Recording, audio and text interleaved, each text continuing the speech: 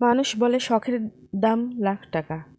যাই হোক, একটা দই মেকার অর্ডার করেছিলাম একটা পেজ থেকে, পেজটার নাম মনে নাই, কিন্তু ওই যে আজকে করলাম কালকে হাতে পেয়ে গেলাম। আমি ভাবতেও পারিনি এত তাড়াতাড়ি জিনিসটা পেয়ে যাব, দই মেকার। তো শখের জিনিস আমি অনেক দিন থেকে ভাবছি যে নিব নিব। তো দই মেকারটা নিয়ে আসলাম, নিয়ে আসার পরে থেকে শুরু হয়ে গেল আমার ছেলের অত্যাচার। আমার ছেলের অত্যাচারের জ্বালায় তাড়াতাড়ি করে আবার দই বানাতে লাগলাম। তারপরে 1 কেজি দই নিলাম, এক কেজি দইয়ের মতনই মানে মেকারটা, দই মেকারটা। তো এক জাল দিয়ে দইটা জাল দিলাম, গরম মশলা দিয়ে একটু ক্যারামেল তৈরি করে নিচ্ছি যাতে দইয়ের কালারটা ভালো আসে। দইয়ের কালারটা করার জন্য ক্যারামেলটা আমি ইউটিউব থেকে সার্চ দিয়ে দেখে তারপরে তৈরি করছি। এর আগে অবশ্য আমি তৈরি করেছি, তেমন একটা ভালো হয়নি।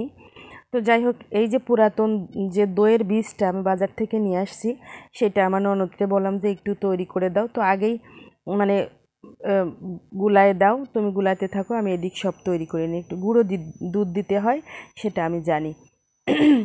তো দুধটা এইভাবেই আস্তে আস্তে জাল দিয়ে ঘন করে নিয়ে এর মধ্যে গুঁড়ো দুধ দিয়ে নাড়তেছি যাতে নিচে না লেগে যায়, পুড়ে না যায়। তো এই ক্যারামেলটা দিলাম।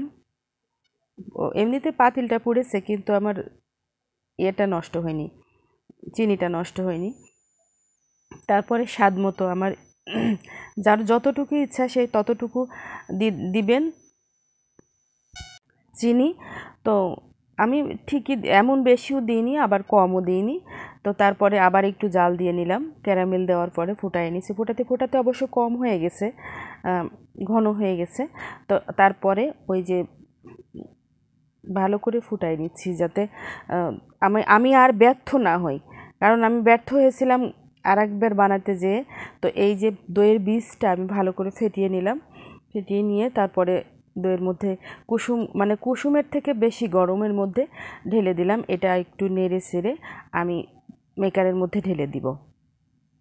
হ্যাঁ, তো দেখছেন এইভাবেই দই আসলে সেই আগেকার যুগের মানুষ যেরকম করে দই তৈরি করে না, যে সব কিছু দিয়ে ঢেকে রাখে, তো ওরকম করতে যেয়ে আমি একবার ব্যর্থ হয়েছি। তো এবার ঢেলে দিব, ঢেলে দিয়ে ঠিক মতো করে সিস্টেমটা আমি একটু ভয় ভয় লাগছিল। তো যাই হোক দিলাম আস্তে আস্তে করে। এই পাত্রটা 1 লিটার দুধের উপযোগী।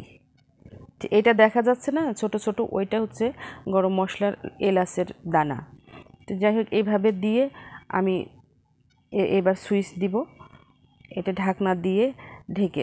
দইটা এত সুন্দর, আমার কল্পনার বাইরে। যেমন টেস্টি হয়েছিল তেমন এর দেখতেও শক্ত হয়েছিল। তো এইভাবে বলা হয়েছিল যে 6 থেকে 8 ঘন্টা, কিন্তু তার থেকে বেশি সময় লেগেছে। আমি পরবর্তীতে আরেকটু অন্যরকম করার চেষ্টা করব। তো যাই হোক, আপনারা দেখবেন যে এত সুন্দর দইয়ের কালারটাও আসছিল, স্বাদও আসছিল। এই যে তুলে খাওয়া হয়েছে, এর শক্ত, খুব নিজের হাতে তৈরি করা জিনিস। তো যাই হোক, ধন্যবাদ। আমি মনে করেছিলাম যে হয়তো হবে না, তো যাই হোক ভালোই হয়েছে। পিদিমকে দিলাম, সবাই বাড়ি আমার বড় যাকে দিয়েছি, সবাইকে। অল্প দই তো, বিসমিল্লাহ করে আমার পিদিমকে খাওয়াই দিলাম। ধন্যবাদ সাথে থাকার জন্য। খোদা হাফেজ।